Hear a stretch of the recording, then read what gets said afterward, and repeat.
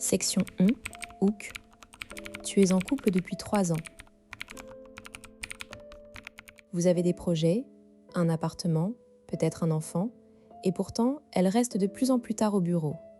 Elle sourit en regardant son téléphone, mais elle le pose vite quand tu entres dans la pièce. Tu te dis que c'est le stress du travail, mais en réalité, il y a un autre homme. Et cet homme, c'est son patron. Pourquoi une femme qui semblait heureuse en couple trompe-t-elle avec son supérieur hiérarchique ? La réponse n'est pas dans le sexe ni dans un manque d'amour. Elle est dans un mécanisme psychologique bien plus subtil, le pouvoir. Section 2, Promise. Dans cette vidéo, tu vas comprendre pourquoi la séduction au travail est si dangereuse et pourquoi le patron est une cible privilégiée pour l'infidélité féminine. Tu vas découvrir les études qui expliquent ce phénomène, notamment celle de la chercheuse Shirley Glass, qui a analysé des centaines de cas d'infidélité de pouvoir. Et surtout, tu vas apprendre 3 techniques concrètes pour protéger ta relation ou pour reconnaître les signes avant qu'il ne soit trop tard. Ce ne sont pas des conseils vagues de sois plus attentif, mais des outils précis que tu peux appliquer dès ce soir. Section 3, False Paradigm. L'idée reçue la plus répandue, c'est que les femmes trompent par manque d'affection ou par frustration sexuelle. On croit que si elle va vers son patron, c'est qu'il est plus riche, plus puissant ou qu'il lui offre une vie plus excitante. Mais la réalité est plus complexe. Shirley Glass a montré que dans 70% des cas d'infidélité féminine au travail, la femme ne cherche pas à quitter son conjoint. Elle cherche quelque chose d'autre, de la reconnaissance, de la valorisation, une montée d'adrénaline liée au secret et au risque. Le patron n'est pas un mieux que toi. Il est simplement dans une position qui active des mécanismes d'attraction que ton quotidien n'active plus.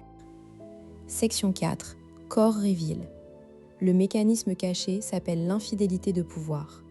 Glass l'a décrit comme une triangulation où le travail devient un 3e pôle dans la relation. Quand une femme passe 8 heures par jour avec un homme qui la complimente, qui la défie, qui la fait progresser, son cerveau commence à associer cet homme à des émotions fortes. Le secret partagé, les projets confidentiels, les voyages d'affaires, les clins d'œil complices, créent une intimité émotionnelle qui rivalise avec celle du couple. Et comme le dit Glass, les murs du travail sont souvent plus hauts que ceux de la maison. On ne voit pas ce qui se passe au bureau et on minimise les risques. Section 5. Concrete Example, Case Study. Prenons le cas de Sophie, 34 ans, chef de projet marketing à Lyon. Elle est en couple avec Marc depuis 7 ans. Marc est architecte. Il travaille beaucoup, mais il est présent, attentionné. Leur relation est stable, mais sans flamboyance. Sophie a un nouveau patron, Antoine, 42 ans, directeur commercial. Antoine est marié, père de 2 enfants. Au début, tout est professionnel. Antoine remarque le travail de Sophie, la félicite en réunion, lui confie des dossiers sensibles. Il lui dit « Sophie, tu as une vision que les autres n'ont pas. » Elle se sent vue. Un soir, après une journée de séminaire, ils dînent ensemble. Antoine parle de ses doutes sur son mariage, de son sentiment d'être incompris. Sophie l'écoute, le réconforte. Une complicité naît. Les semaines passent, des messages tardifs sur WhatsApp, des blagues internes, des regards appuyés. Sophie se dit que ce n'est pas grave, que c'est juste une amitié. Mais un jour, Antoine l'embrasse dans le parking souterrain. Elle ne résiste pas. Elle rentre chez elle, Marc l'attend avec un plat qu'il a cuisiné. Elle se sent coupable, mais aussi excitée. Elle continue la liaison pendant 6 mois, jusqu'à ce que Marc trouve un message. Quand il la confronte, Sophie pleure, dit qu'elle aime Marc, que c'était une erreur. Mais le mal est fait. Section 6. Practical Decoding. Comment repérer ce mécanisme chez ta partenaire ? Observe 3 signes. D'abord, l'enthousiasme est inhabituel pour le travail. Elle parle de son patron avec admiration, elle se prépare plus le matin, elle reste tard sans raison claire. Ensuite, la protection du téléphone. Elle change de position quand elle reçoit un message, elle efface ses notifications, elle met son téléphone face contre la table. Enfin, la distance émotionnelle, elle est moins présente mentalement, elle semble ailleurs quand vous êtes ensemble. Si tu vois ces signes, ne panique pas. Pose des questions ouvertes. Comment se passent tes journées avec Antoine ? Observe sa réaction. Si elle est sur la défensive, il y a un problème. Mais attention, l'accusation directe peut pousser à la fuite. Section 7. Conséquences. Comprendre ce mécanisme change tout. D'abord, ça t'évite de tomber dans le piège de l'autoculpabilisation. Tu n'es pas en compétition avec le patron sur le terrain du pouvoir. Tu es en compétition sur le terrain de la connexion émotionnelle. Ensuite, ça te permet d'agir en amont. Si tu sais que le travail est un terrain propice à l'infidélité, tu peux renforcer la relation à la maison. Enfin, si la liaison a déjà eu lieu, comprendre le pourquoi t'aide à décider si tu veux reconstruire ou partir. Glass a montré que les couples qui survivent à une infidélité de pouvoir sont ceux qui rétablissent une intimité émotionnelle plus forte qu'avant. Section 8. Technique 1. Créer un rituel de reconnexion quotidien. La première technique consiste à instaurer un moment chaque jour où vous vous parlez sans distraction, sans téléphone, sans télévision. Cela s'appelle le Stress Reducing Conversation dans la méthode Gottman. Le principe, pendant 20 minutes, elle raconte sa journée.